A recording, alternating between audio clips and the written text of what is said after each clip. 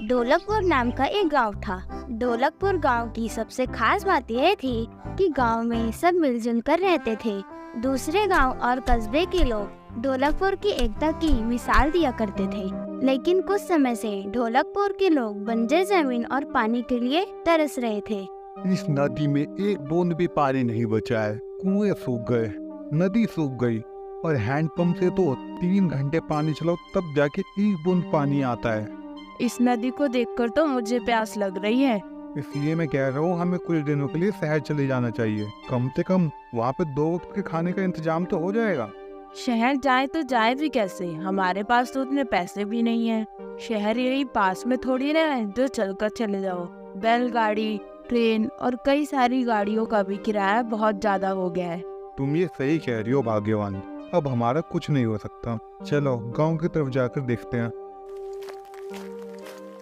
अरे भाई, गर्मी से प्यास के मारे ऐसा लग रहा है कि समुद्र का खारा पानी ही पी लूं। अरे मुरारी, कैसी बात कर रहा है तू? समुद्र का खारा पानी कौन पी सकता है भला? अरे भाई, और क्या करूं, अब तो गर्मी बर्दाश्त ही नहीं हो रही। हमें इस चीज के बारे में सोचना होगा, वरना हमारे गांव के लोगों के प्राण संकट में आ जाएंगे। हमें चलकर गांव के चबूतरे के पास बैठे हुए पन्ना बाबा से पूछना चाहिए और इसका समाधान खोजना चाहिए। तुमने ठीक कहा, हमें वहाँ पे जाना ही चाहिए। हीरा और उसकी पत्नी मुरारी के साथ मिलकर बूढ़े पन्ना बाबा के पास जाते हैं। बाबा जी की जय हो। पन्ना बाबा उनसे कहते हैं, कहो तुम सबका यहाँ पे कैसे आना हुआ? वैसे तो तुम लोग मेरे आसपास कभी नजर भी नहीं आते, आज कैसे आना हो गया? वो क्या है ना कि हम आपसे ये जानने आए हैं कि हमारे गांव के पानी की समस्या कब खत्म होगी? तुम अब आ रहे हो जब सब खो चुका है।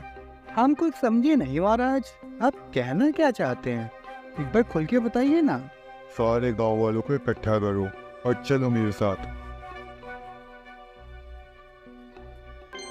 अरे भैया, लगता है ये बाबा प्यास के चलते पगला गया है। इसका ऊपरी दिमाग में कुछ पानी वानी डालो, बैकी बैकी बातें कर रहा है। पन्ना बाबा सारे गांव के लोगों को लेकर गांव के सबसे पुराने सूर्य के मंदिर में जाता है और वहां जाकर कहते हैं, ये देखो, तुम गांव वालों में से कोई भी नहीं जानता कि सूर्य देव की मूर्ति कहाँ गई। बाबा के इतने कहते ही सभी लोग मूर्ति की तरफ देखते हैं और उन्हें वहाँ पर कोई भी सूर्य देव की मूर्ति नजर नहीं आती जो पहले हुआ करती थी।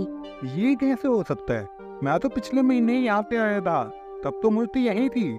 क्यों भाग्यवान, सही कहा ना मैंने? जी, आपने सही कहा।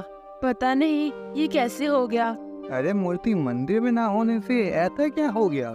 अरे बाबा, अब बातों को घुमाए ना और सीधे सीधे बात बताएं।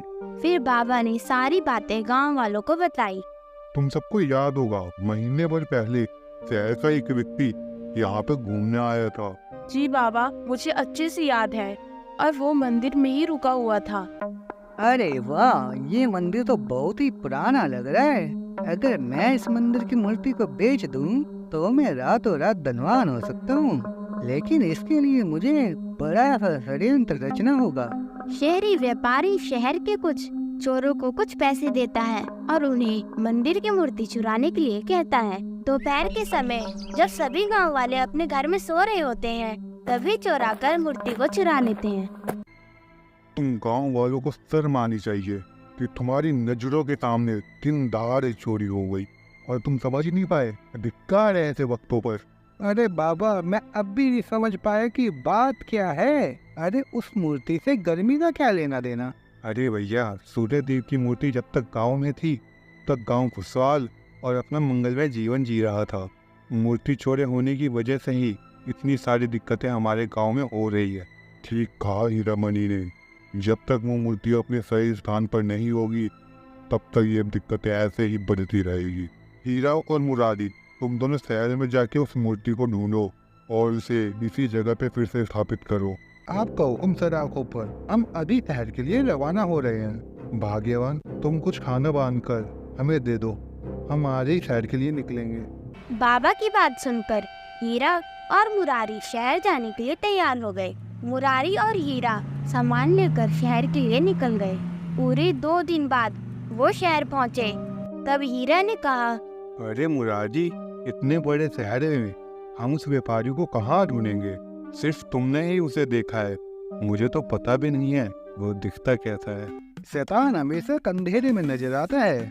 वो देखो, वहाँ पे कितनी सारी गैर कानूनी दुकानें हैं। ये पूरा की पूरा चोर मार्केट है, चोर मार्केट। मुरारी और हीरा उस अवैध जगह पर जाते हैं। तब उन्हें एक आदमी गेट पर ही रोक लेता है।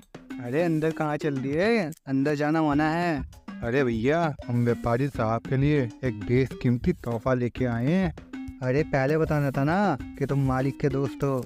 चलो जाओ जाओ, सीधे सीधे उन्हीं के पास जाना और किसी कमरे में मत घुस जाना।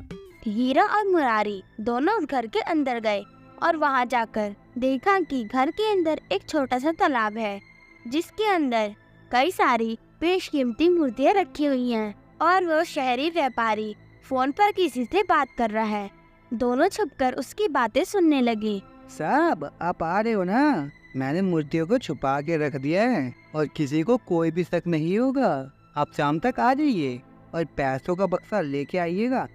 उस शहरी की बात सुनकर हीरा और मुरारी डर गए और उस घर से बाहर चले गए। हमारे पास ज्यादा समय नहीं है, हमें कुछ भी करके पुलिस को बुलाना होगा। तुमने बिल्कुल ठीक कहा भाई, हमें इसे जल्द से जल्दी काल कोठरी में डालना होगा। हीरा और मुरारी ने तुरंत पुलिस को बुलाया और उन्हें सारी बातें बता दी। पुलिस वाले ने उस शहरी व्यापारी को गिरफ्तार कर लिया। मुझे छोड़ दो, मैंने कोई गलती नहीं की है। जाने दो मुझे। हीरा और मुरारी दोनों सूर्य जी की मूर्ति लेकर दोबारा गांव आ जाते हैं। गांव वाले उन्हें देखकर खुश हो जाते हैं। तुम दोनों को गांव पे राज है, जल्दी से इस मूर्ति को उसके स्थान पर रख दो। गांव वालों ने मिलकर सूर्य देव की मूर्ति को उनके स्थान पर स्थापित किया। जैसे ही वो मूर्ति अपने असली स्थान पर पहुंची, तभी उस मूर्ति से सूर्य देव की आवाज आती है। मैं तुम गांव वालों से बहुत प्रसन्न हुआ। मैंने ये फैसला किया है कि आज ही तुम्हारे गांव में सूर्य से बारिश होगी। इतना कहकर वह मूर्ति तेजी से चमकने लगती है और एकदम से सूरज से बारिश होने लगती है और सारी तपते हुए गर्मी खत्म हो गई। बारिश इतनी जोरदार थी कि गांव वाले बहुत खुश हो गए। उसके बाद से गांव में कभी भी पानी की कमी नहीं हुई। बच्चों, अगर आपको ये वीडियो पसंद आई है तो प्लीज हमारे चैनल को सब्सक्राइब करें, वीडियोस को लाइक करें और शेयर करना न भूलें।